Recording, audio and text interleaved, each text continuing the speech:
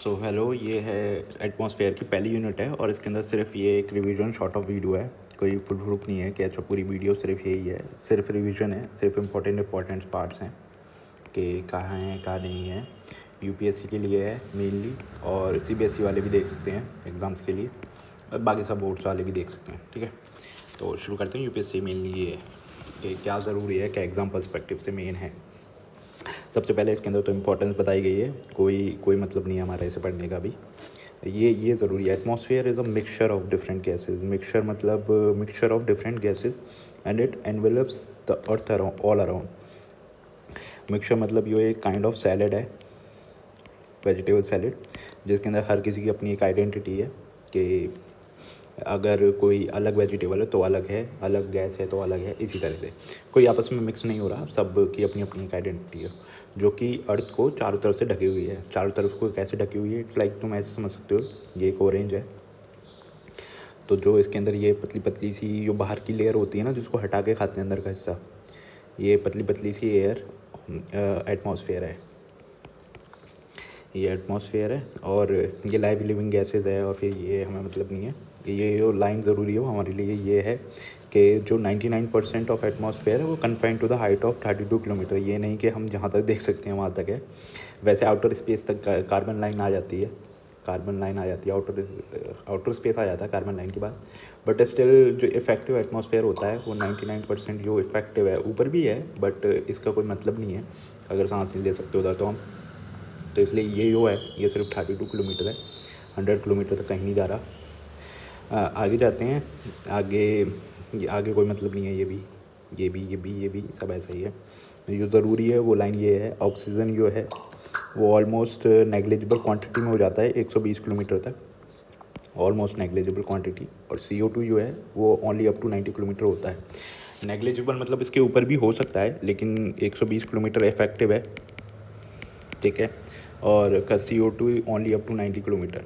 ठीक है, तो इसको याद रखना क्योंकि बहुत बार हमें लग सकता है कि ये O2 है वो कम रहेगा, लेकिन कम हाइट तक रहेगा, लेकिन O2 काफ़ी लंबा चला जाता है, शायद स्ट्रेटोस्फेयर की वजह से। कि I don't know the reason, but ऐसा हो सकता है कि UV रेज जो आती हैं जो O3 को तोड़ देती हैं, O2 हो जाता है तो फिर वो ऊपर जा सकता है। एक ये रीज़न याद रख लो तुम, इसको याद रखने के लिए कि O2 ज़्यादा हाइट तक होता है और CO2 कम हाइट तक। इम्पॉर्टेंट है ये, कल कभी भी पूछ सकता है वो आगे पीछे यूनिट करके। ये कॉन्स्टेंट याद कर लेना तुम नेमोनिक्स वगैरह कुछ बना के, लाइक तुम ऐसे याद कर सकते हो नो ACN, और बाकी के देख लो CN it's about cartoon network, no to cartoon network, ऐसे करके याद कर लो। आगे आते हैं, आगे गैसेस, अबाउट गैसेस मतलब एटमॉस्फेयर इतना तो पढ़ ही लिया होगा बेसिक, ये रिवीजन वीडियो बस इसलिए। तो गैसेस इट्स अबाउट बहुत सारे कंपोनेंट से बना होता है। गैसेस हो गए, डस्ट पार्टिकल्स हो गए, वाटर पार्टिकल्स हो गए, जो कि वाटर वेपर होता है। तो सबसे पहले गैसेस है जो मेन कंपोनेंट होता है, हम इसी से समझते हैं। सैलेड ऑफ वेजिटेबल ये बताया था, वो सैलेड ये है। ठीक है, अब इसमें जो डिफरेंट वेजिटेबल्स हैं उससे डिटरमाइन करता है कि एटमॉस्फेयर कैसा बिहेव कर रहा है कैसा नहीं। Carbon dioxide is a meteorological मतलब जो हम देखते हैं मौसम कैसा है कैसा नहीं चल रहा, उसके हिसाब से बहुत ज़रूरी है, क्योंकि यही वो गैस है जो ट्रांसपेरेंट होती है to the incoming solar radiation, but opaque होती है to the outgoing terrestrial radiation. ऐसे रुक जाओ मैं बताता हूँ इसको, ये थोड़ा ठीक है। कहाँ बताऊँ यार, रुकना 2 सेकेंड।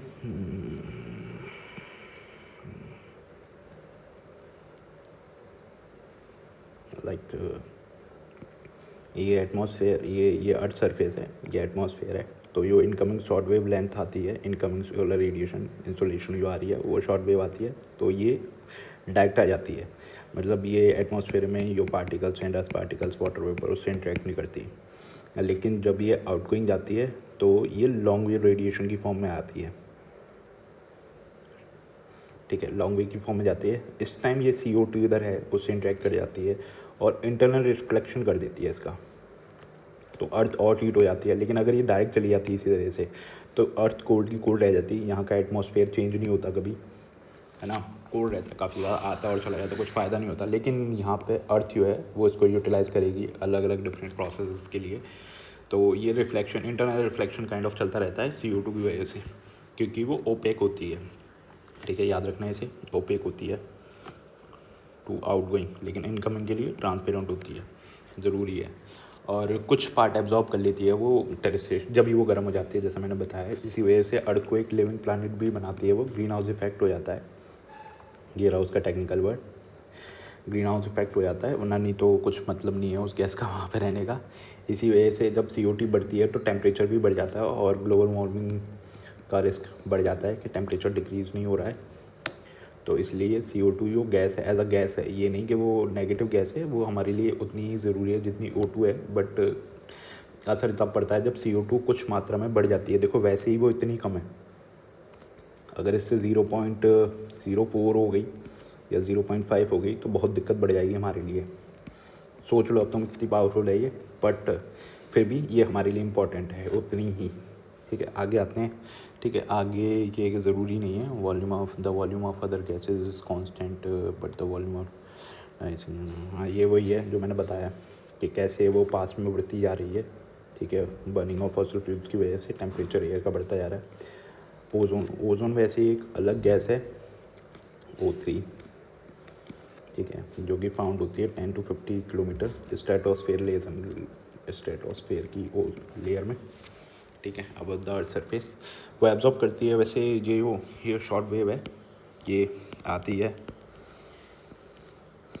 इस फॉर्म में आती है, gamma, x, UV, visible, micro, radio, इस फॉर्म में आती है। तो ये इनकमिंग जो होती है ये बहुत सारी के लिए कुछ जो होती है, ये जो UV है वो एब्जॉर्ब हो जाती है बाय ओजोन, है ना।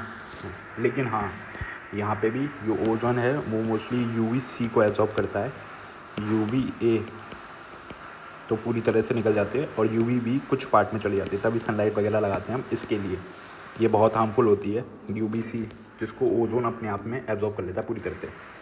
इतना ज़रूरी नहीं है, बस इतना याद रखो कि UV एब्जॉर्ब कर लेता है। और ओजोन जो है वैसे कोई वो नहीं है, लेयर नहीं है कि ये ओजोन है, इट्स अबाउट कि ये ओजोन है, ऐसा नहीं होता इसके अंदर ऐसा है कि ये ओजोन पूरा ऐसे फैला हुआ है, स्ट्रेटोस्फेयर में थोड़ा ऊपर है, लेकिन जो उसकी एक मोटी परत जो बिल्कुल बहुत बहुत क्लोज पार्टिकल्स हैं ओजोन के ऐसे वो एक पर्टिकुलर हाइट तक की हैं, जो कि तुम एवरेज मान सकते हो, कितना बताया था 10 to 50 25 किलोमीटर तक मान सकते हो, 25 से 30 किलोमीटर तक जो ओजोन है वो मोटी लेयर वहाँ पे है।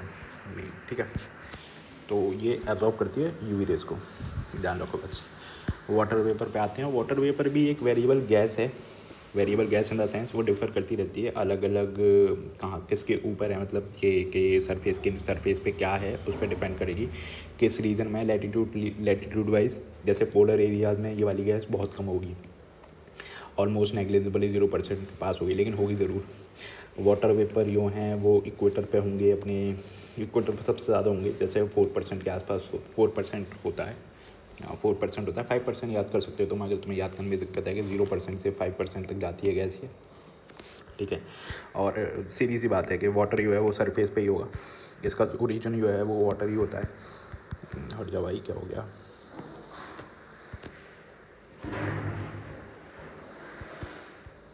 हट जा, हाँ चलो चलते हैं। इसका ओरिजिन वाटर ही होता है। तो ये वेपर जो है वो सबसे ज़्यादा वाटर के पास ही फॉर्म होंगे, अपने ओरिजिन के पास, और जैसे जैसे हाइट बढ़ती जाएगी वैसे वैसे वाटर वेपर कम होते जाएंगे, दूर होते जाएंगे, तो ये कम होते जाएंगे। ठीक है, सबसे ज़्यादा सरफेस के पास होते हैं, बस इतना याद रखो। विद एल्टीट्यूड डिक्रीज़ करते हैं, कहाँ गया, डिक्रीज विद एल्टीट्यूड, ये वाली लाइन याद रखो। मैं अकाउंट फॉर गया 4% होता है एक क्वार्टर में। ठीक है, और while in cold and desert और कोल्ड और डेजर्ट एरियाज़ में ये लेस देन 1% होता है। डेजर्ट एरिया में इसलिए क्योंकि वहाँ पर सोर्स ही नहीं होता है। वाटर वेपर इक्वेटर से पोल की तरफ घटते हैं, जैसे मैंने बताया 0 to 5% याद रखो। Water vapour also decreases, it also absorb, हाँ, और ये कुछ पार्ट इंसोलेशन का एब्जॉर्ब करते हैं सन से, और अर्थ रेडिएट होती है उसको बचा